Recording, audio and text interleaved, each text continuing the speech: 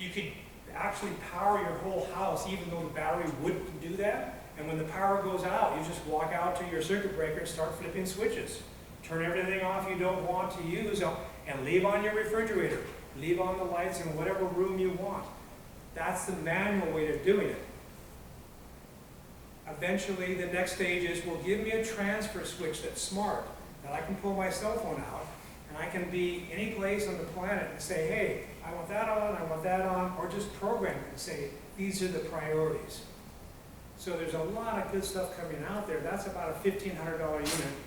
The unit that I installed with the battery was about $4,000, which you could get at $2,000. The bigger house you have, the more you're going to need. Until you get to like a small RV or trailer, you probably could get away with a couple of solar panels and maybe $1,000 to $2,000 battery. And you would have that thing on whenever you wanted. You'd be home free. I'm telling people, if you're out there in vacant land, don't be installing solar panels on permanent mounts, because the moment you drive off and leave, somebody's going to come in there and steal your solar panels. That happens a lot. And that's another reason why you'd want to have tenants on your property, because when you leave, they act as security. They're watching your place, and when they leave, you're security for them, watching their place, because when you're out in more remote areas, people will steal things. You know, up on West Community Seattle, we're pretty much surrounded by poison oak and rattlesnakes and mountain lions and bears and all kinds of things. And so, you know, we've never had anybody up there and felt like this was dangerous or this is a place for people to steal things. When I lived in Santa Barbara, we just had people peeking through the windows at 1 o'clock in the morning all the time. You know, big difference when you're in a big city where there's a lot going on.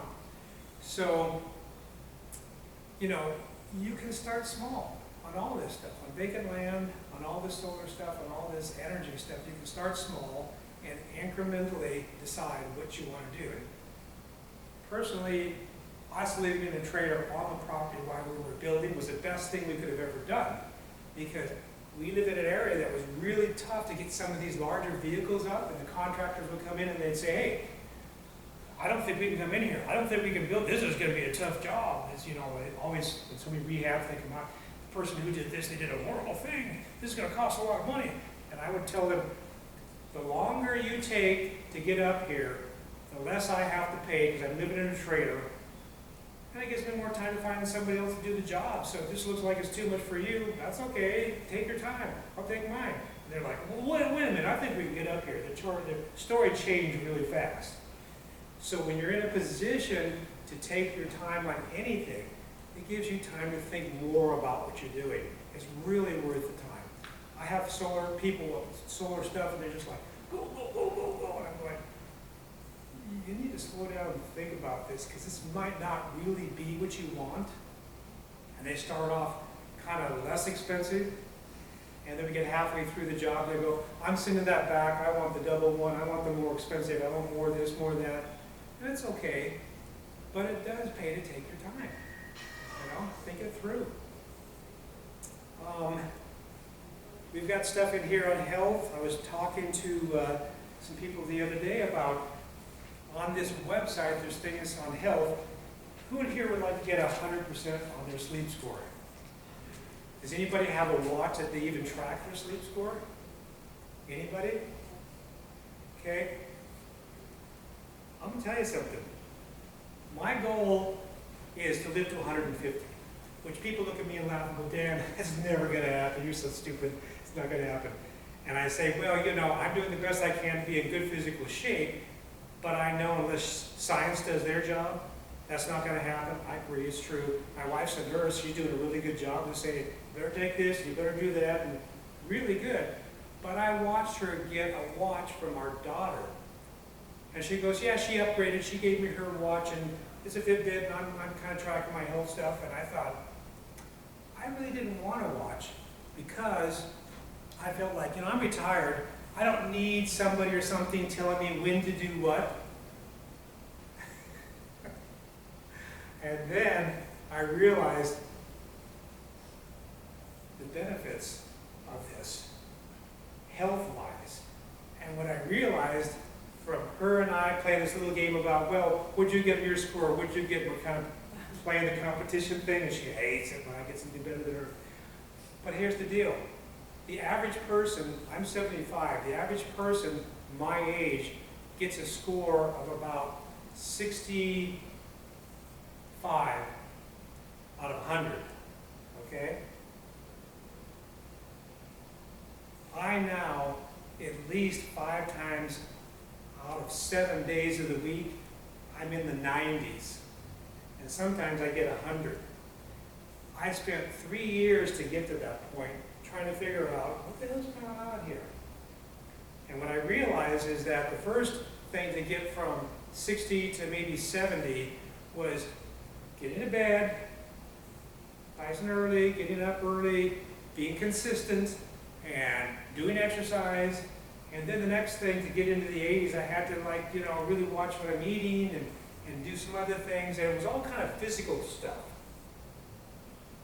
But what I didn't realize is I was never going to get into the 90s unless I started exercising something called mind control. And people go, oh, that's a nasty word. I don't want anybody controlling my mind. Well, no, this isn't about other people controlling your mind. It's about you controlling your own mind. Because when you go to bed at night and you wake up at 2 o'clock or 3 o'clock in the morning and you start thinking, oh, I've got this thing I've got to do, and I don't know about this, and I don't know about that, and that's all stress related. Health, one of the worst things you can do for your health is have a lot of stress in your life. Well, how do you stop that conversation at night? Because it's only the conversation that's keeping you up at night. You've got to get into a mantra. Sometimes I say, I'm so grateful. If you do this and you don't breathe, it's not going to work if you don't breathe. You have to do the breathing too. Breathe in, I'm so grateful. Exhale, about what you're grateful for. But you can't get into too many things, or then it gets too confusing and you're losing it. So it's mind control. This site has a lot of stuff about solar, but it's got a lot of stuff about health products, heating and cooling. Anybody in here hear far infrared heating? They use that in hospitals. They use that with thoroughbred horses. You could have far infrared heating mattresses in your bed.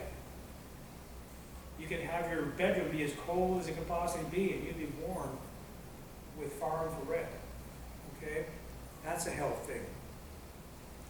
There's a lot of good information in here, and so when you're looking at things to put on vacant land, like the RVs and the trailers, you don't need to go out and spend.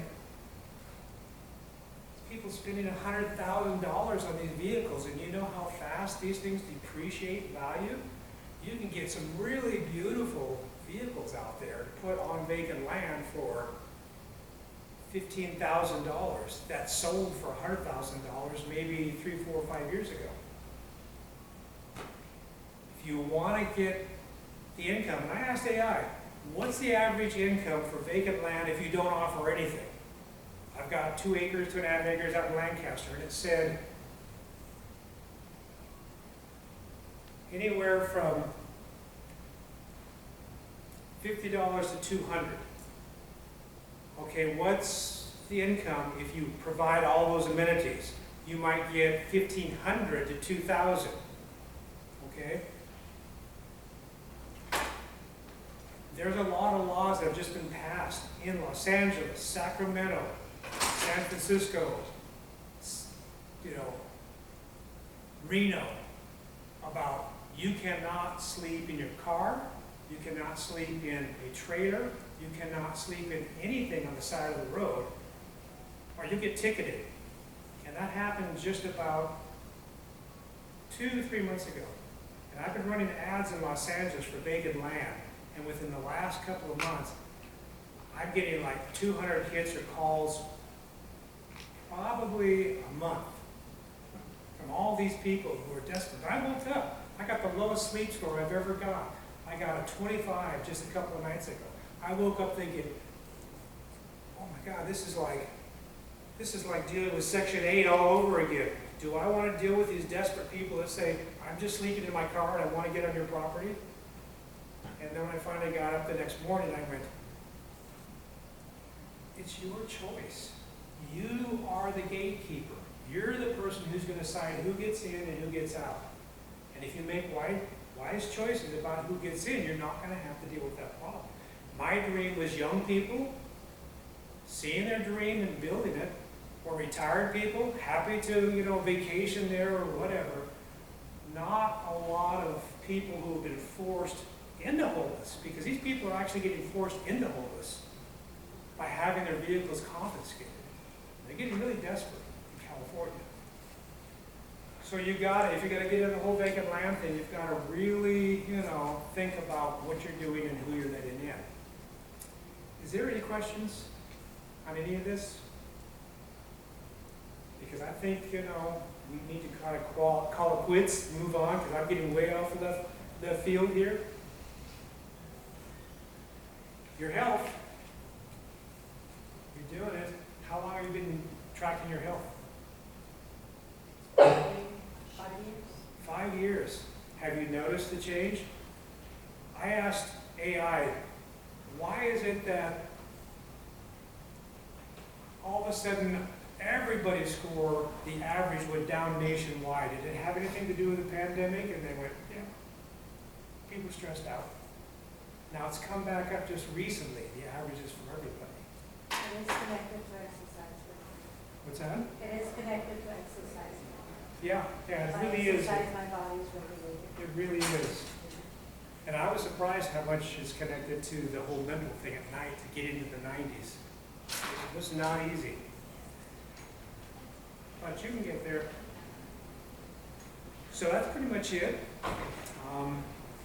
They're kicking us out now. Okay, This let's is do it. another event. Let's get out of here.